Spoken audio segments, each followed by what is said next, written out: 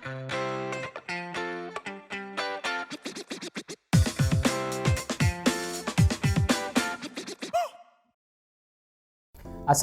warahmatullahi wabarakatuh. Selamat siang. Saya bakal coba jawab nih pertanyaan-pertanyaan tadi yang belum sempat dibahas. Karena waktunya yang agak-agak rapet nih, baru kita bahas sekarang. Ini ada 2 pertanyaan nih yang beruntung buat masuk ke sesi ini. Pertanyaan pertama nih langsung aja dari Vina Minarsi. Nih, Kak, saya mau nanya tipsnya menggambarkan pose karakter manusia tanpa menggunakan manekin. Nah, gini, tadi kan udah disebutin yang salah satu cara untuk menggambar pose yang paling mudah adalah maksudnya nyontek ngelihat pose adalah paling mudah dengan menggunakan manekin.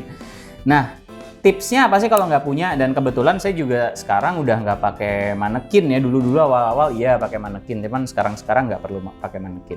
Ada 2 cara nih sebenarnya. Satu, kalau benar-benar nggak punya manekin seperti yang tadi udah disebut adalah di kelas bisa pakai yang namanya imposer, yaitu dari internet kalian bisa gerak-gerakin tubuhnya. Cuma kalau emang bener-bener mager dan pengen banget namanya natural,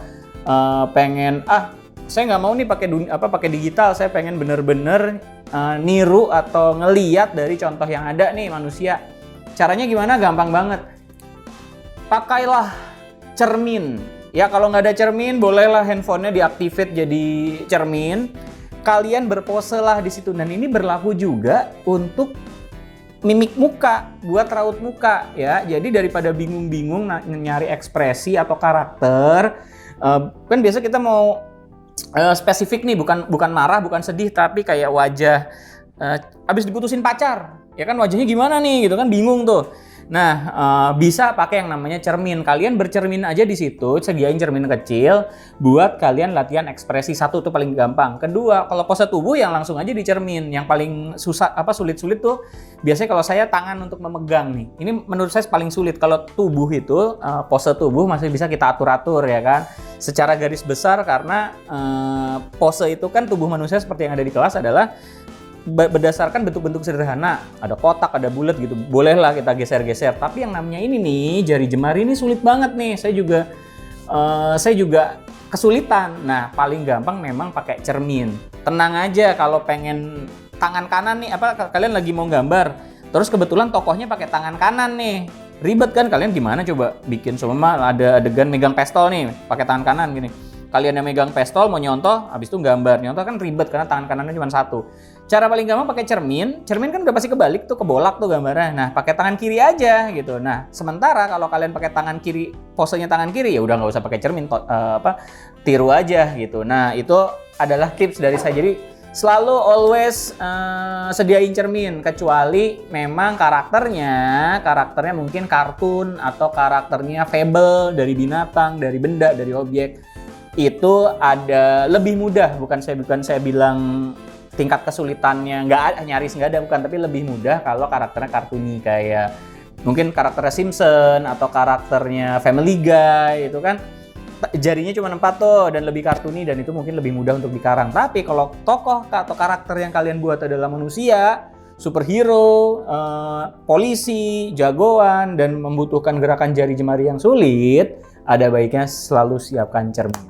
Nah, ini nganterin kita buat pertanyaan kedua dari Robi Herdian nih. Kak, kalau karakter selain manusia kayak hewan atau tumbuhan, ini kan banyak banget nih. Kayaknya di tadi yang udah saya sebut juga, teman-teman yang ngirim itu parah banget, banyak banget itu. Makasih ya kan. Ini banyak banget yang udah ngirim buat desain karakter. Banyak kan tugasnya memang keseharian ya, objek-objek yang kita temui sehari-hari gitu kan. Jujur, kalau untuk karakter yang sifatnya hewan, tumbuhan, bahkan benda sekalipun, levelnya lebih mudah. Jadi nggak perlu cermin. Mungkin untuk adegan tertentu yang khusus itu mungkin pakai cermin. Cuman kalau karakternya fabel, boleh dikarang-karang. Menurut imajinasi kalian nggak apa-apa. Karena gimana nih, contohnya apa nih? Kok bisa dikarang-karang? Bukannya selalu ada strukturnya. Oke, yang namanya karakter yang akan kita buat, contohnya gini, Doraemon. Doraemon tuh tangannya bulat loh, tapi di komiknya, di animenya, di gamesnya, dia mampu memegang objek tuh, nempel tuh di tangan bulat itu.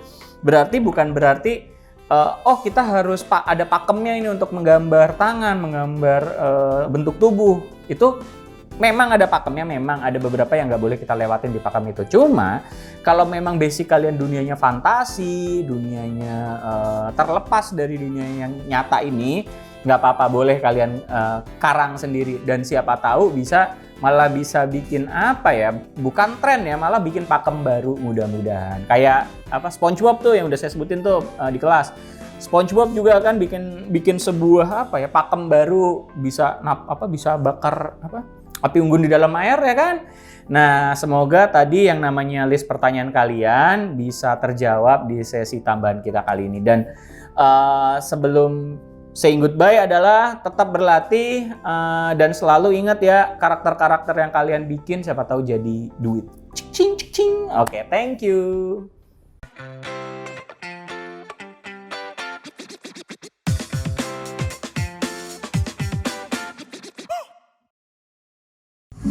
Thank you.